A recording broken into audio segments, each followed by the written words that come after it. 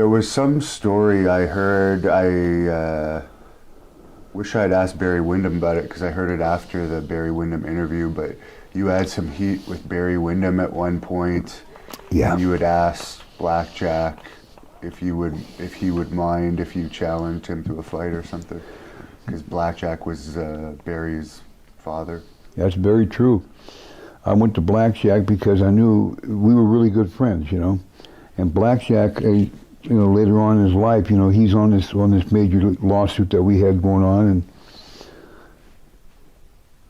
Barry was young, and you know, when you're young, I was 29 at the time, so when I came in, he was jealous of his spot, and Dusty was too, and and I was getting a push from Eddie Eddie Graham loved me, and of course they all rebelled against me, and I could give a shit. So Windham kept fucking with me, and I went to Blackjack and I said, listen, your son keeps screwing with me, and I don't want to do this, but if he continues to do it, him and Rotundo are going to get their ass kicked by me, one at a time, and because they both kept screwing with me. How were they screwing with you?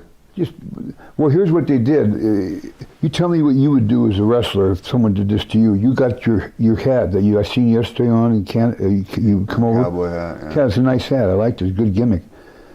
You put your hat down. You go in to wrestle in the ring. You come back in. Now your hat's in the toilet with shit in it. What would you do? I would find out who did that, and they'd be in a lot of trouble. Okay, that's what happened. Prior to that happening, I went to Blackjack Mulligan, and I asked him, if he does this one more time, keeps fucking with me, I'm going to knock the shit out of him, you know? And so I come back after my match, and here it is.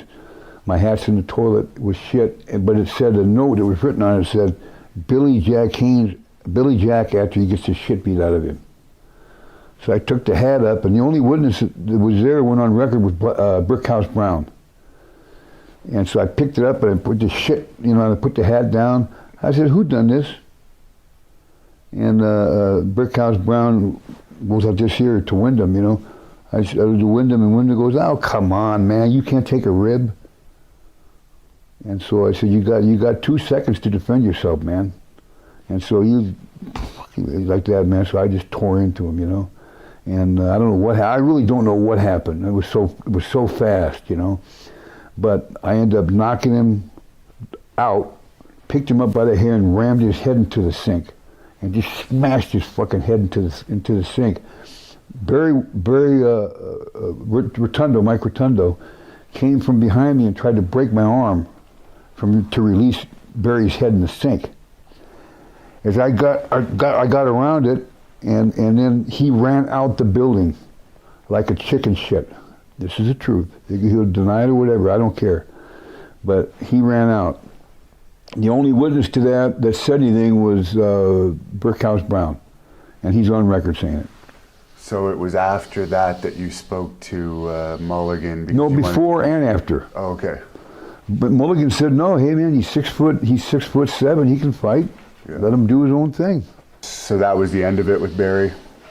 Yeah, Barry. It was very shortly after that we had the Miami show, and then they all took off. Barry took off. Rotundo, everybody left and went to North Carolina. Left me there with Eddie Graham, and that was basically the business. That was it. Florida Championship Wrestling at that time went